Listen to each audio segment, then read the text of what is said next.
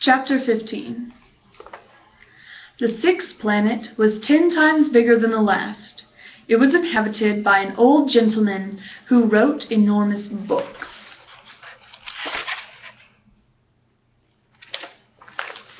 "Ah, here comes an explorer," he exclaimed when he caught sight of the little prince, who was feeling a little winded and sat down on the desk. He had already traveled so much and so far. "Where do you come from?" the old gentleman asked him. "What's that big book?" asked the little prince. "What do you do with it?" "I'm a geographer," the old gentleman answered. "And what's a geographer?" "A scholar who knows where the seas are, and the rivers, the cities, the mountains, and the deserts." "That is very interesting," the little prince said. "Here at last is someone who has a real profession." And he gazed around him at the geographer's planet. He had never seen a planet so majestic. "Your planet is very beautiful," he said. "Does it have any oceans?" "I couldn't say," said the geographer. "Oh." The little prince was disappointed. "And mountains?" "I couldn't say," said the geographer. "And cities and rivers and deserts?" "I couldn't tell you that either," the geographer said. "But you're a geographer." "That's right," said the geographer, "but I'm not an explorer.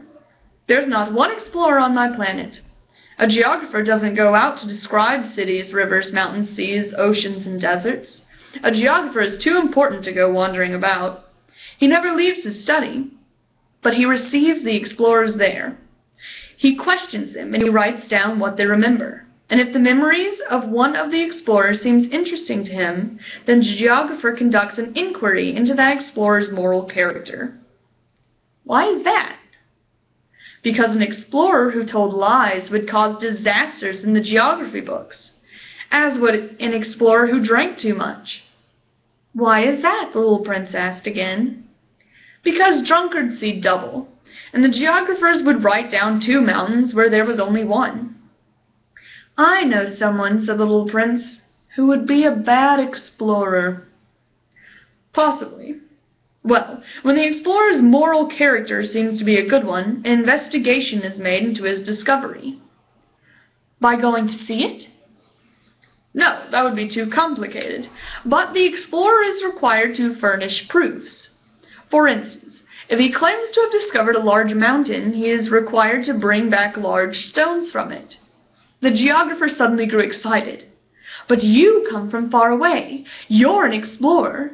You must describe your planet for me." And the geographer, having opened his logbook, sharpened his pencil. Explorers' reposts are first recorded in pencil. Ink is used only after proofs have been furnished.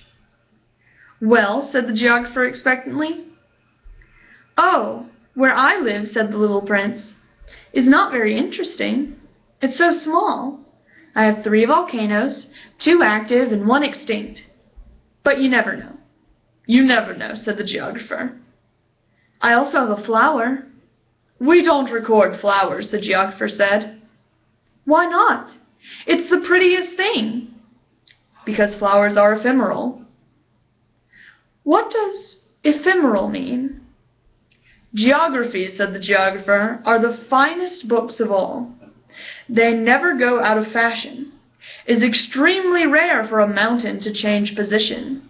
It is extremely rare for an ocean to be drained of its water. We write eternal things." "But extinct volcanoes can come back to life," the little prince interrupted. "What does ephemeral mean?" "Whether volcanoes are extinct or active comes down to the same thing for us," said the geographer.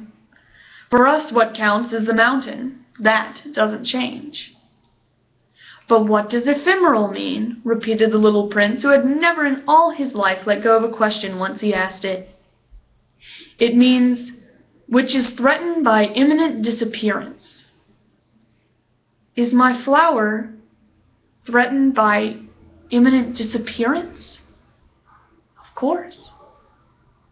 "My flower is ephemeral," the little prince said to himself, "and she has only 4 thorns with which to defend herself against the world, and I've left her all alone where I live. That was his first impulse of regret.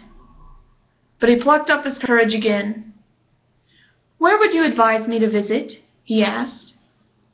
"The planet Earth," the geographer answered. "It has a good reputation."